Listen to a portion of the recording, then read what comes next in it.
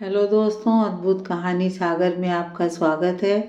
आज की हमारी कहानी है बहू ने दिखाया सास को आईना। बहू, तुम्हारी हिम्मत कैसे हुई इस मशीन को हाथ लगाने की? ये मेरी बेटी की मशीन है, वह इस्तेमाल करती थी। जानती भी हो कितनी महंगी है ये? सासू कमला जी ने जब स्टोर रूम में पड़ी हुई सिलाई मशीन को बाहर लाकर उसकी सफाई करते हुए बहू नीता को देखा तो अचानक उस पर चीख पड़ी। माँ जी, मैं तो केवल इसे साफ कर रही थी। मैं जानती हूँ कि यह महंगी वाली है, लेकिन मैं इसे इस्तेमाल करना चाहती हूँ। सास को अचानक यूं बरसते देख नीता चंद सेकंड के लिए झेप गई। फिर खुद को संभालते हुए बड़ी ही झिझक के साथ उसने कमला जी से आग्रह किया, ओ महारानी, रहने दो। ये बड़ी मशीन है, तुम्हारे बस की ना है इसे चलाना। बढ़िया वाली महंगी मशीन है, तुमसे नहीं चलने वाली। तुम्हें आता भी है कुछ काम? मेरी बेटी को सब सिखाया है मैंने, उसी की मशीन है। कल ही कहूँगी उससे ले जाए अपनी मशीन, वरना तेरी नज़र उस पर पड़ी ना तो तू तो इसे खराब करके ही छोड़ेगी। इस्तेमाल करना तो तुझे वैसे भी नहीं आने वाला।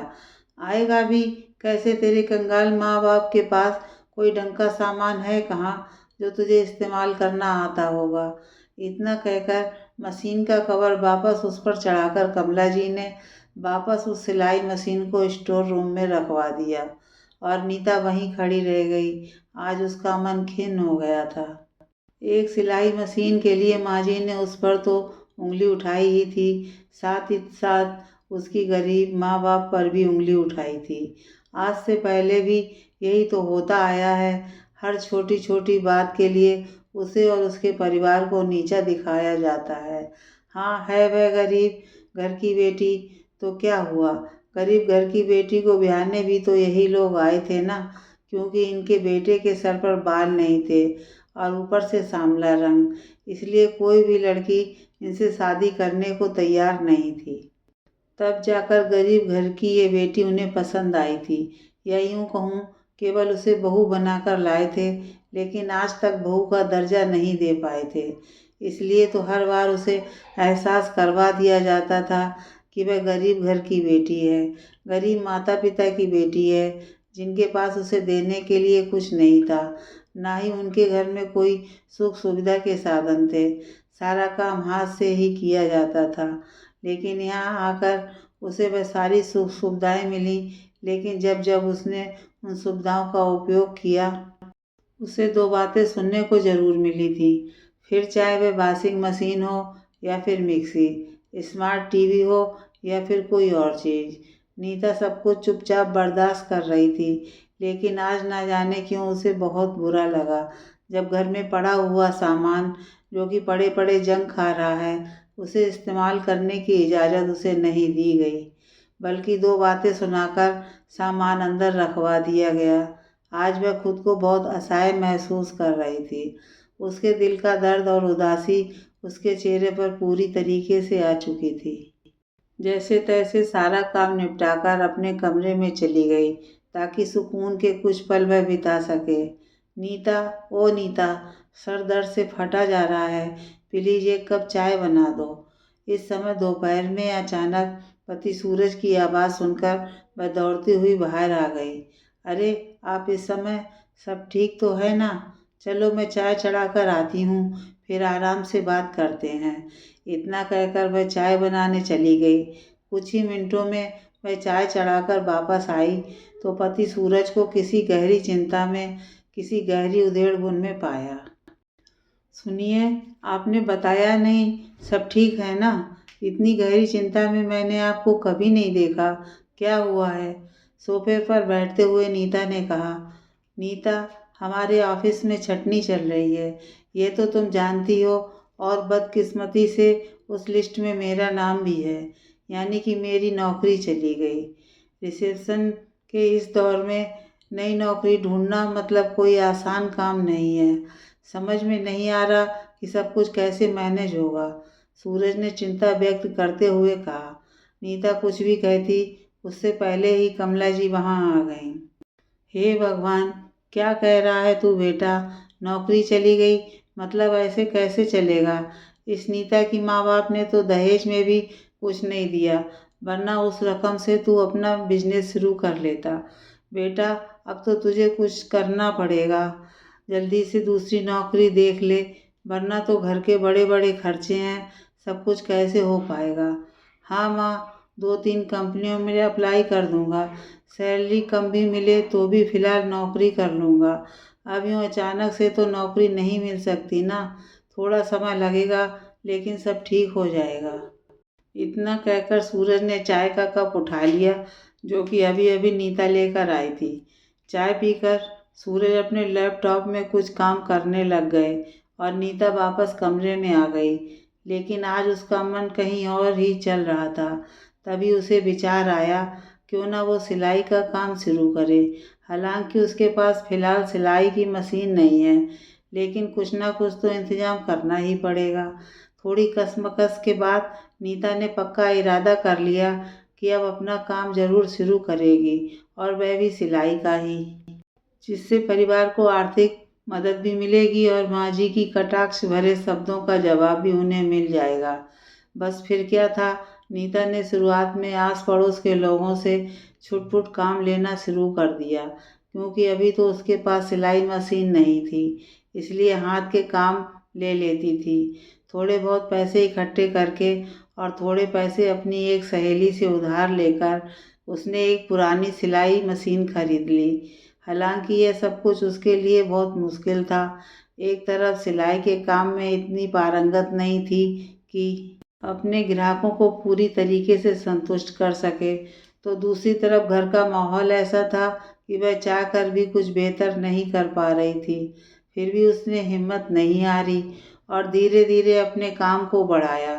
पुराने ज़माने की पुरानी मशीन, वह भी किसी और से इस्तेमाल की हुई, जो कभी कभी खराब हो जाती तो कभी ऐन वक्त पर साथ छोड़ देती। लेकिन नीता ने अपना प्रयास जारी रखा और अपनी मेहनत के बल पर उसने पैसे इकट्ठे करके नई मशीन खरीदी। ये नई मशीन उसके लिए बहुत ही बढ़िया साबित हुई, क्योंकि ये नई मशीन नए ज़माने की जो थी। इस नई मशीन के साथ तरह तरह के कपड़े सिलने लगी, सिलाई भी अच्छी होती और नई मशीन से उसका काम जल्दी पूरा हो जाता था। धीरे धीरे उसकी सिलाई के चर्चे आस पड़ोस और रिश्तेदारों से बढ़कर आसपास की कॉलोनियों में भी पहुंचने लगे। अब तो नीता के पास घर के काम के लिए भी वक्त नहीं होता था। जैसे तैसे करके दोनों के बीच सामंजस्य बैठाती थी। दूसरी तरफ सूरज की भी नौकरी लग गई थी, लेकिन तनख्वाह पहले से भी कम थी, इसलिए नीता परिवार को आर्थिक मदद भी दे रही थी। धीरे धीरे नीता का काम बढ़ने लगा। अब उसने घर के बाहर एक छोटी सी दुकान खोली, जिसमें कुछ अन्य महिलाएं भी उसके साथ मिलकर काम करने लगी थीं। एक एक करके उसने 4 मशीनें और लगा दी। जब सूरज ने यह देखा कि नीता की मेहनत रंग ला रही है, तो उसने भी नीता का साथ देने में ही समझदारी समझी और अपने खाली समय में उसकी मदद करने लगा। कमला जी का व्यवहार अब उसके प्रति वैसा नहीं था, लेकिन कहीं ना कहीं वह भी ये जानती थी कि नीता घर में आर्थिक मदद दे रही है, इसलिए थोड़ी नरम पड़ गई थी। कहते हैं, पति पत्नी का साथ हो तो कोई भी मुश्किल आसान हो जाती है।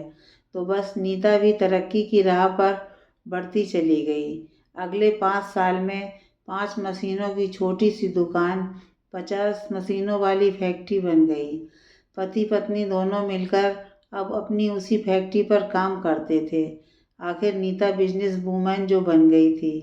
तभी एक दिन स्टोर रूम की सफाई करते हुए माँ जी को अपनी बेटी की महंगी वाली सिलाई मशीन दिखाई गई, जिसे अपने घर लेकर जाने के लिए अपनी बेटी को ना जाने कितनी बार बोल चुकी थी, लेकिन वह अब तक लेकर नहीं गई। तभी अचानक उन्हें याद आया कि क्यों ना इस मशीन को भी नीता की फैक्ट्री पर भेज दिया जाए। नीता, स्टोर रूम में जो दिव्या की सिलाई मशीन पड़ी है ना, वह भी तू अपनी फैक्ट्री पर ले जाना, काम आ जाएगी। यहाँ पड़े पड़े तो वैसे भी जंग खा रही है। फैक्ट्री जाती हुई नीता को अचानक कमला जी ने कहा, नहीं मम्मी जी, वह मशीन मेरे काम की नहीं है, वह तो वैसे भी महंगी वाली है, आपकी बेटी की है, तो फिर मैं उसे इस्तेमाल कैसे कर सकती हूँ? मेरे इस्तेमाल करने से तो वह खराब हो जाएगी। इसलिए मेहरबानी करके आप इसे दीदी के घर भिजवा दीजिए।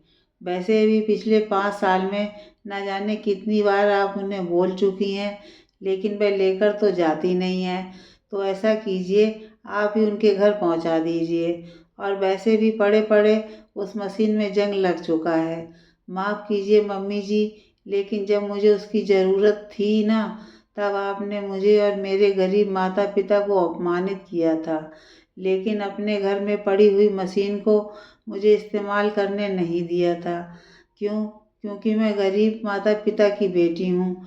क्यों? क्योंकि मैं आपकी बहू हूँ, बेटी नहीं। इसलिए मुझे घर के सामान को इस्तेमाल करने का भी हक नहीं था ना। तो अब देख लीजिए, आपने मुझे एक मशीन इस्तेमाल करने को नहीं दी, ताकि मैं अपने शौक़ पूरा ना कर सकूं, खुद को आर्थिक रूप से मजबूत ना कर सकूं। लेकिन आज मेरे पास पूरी 50 मशीन है। मेहरबानी करके आप अपनी मशीन अपने पास रखिए। अब मैं इसे कभी इस्तेमाल नहीं करूँगी। चाहे आप इसे दीदी को दे दीजिए या फिर पड़े-पड़े जंग लगने दीजिए। इतना कहकर नीता चुपचाप अपने कमरे में चली गई और कमला जी वहीं खड़ी रह गईं, क्योंकि आज नीता ने उन्हें आईना दिखा दिया था।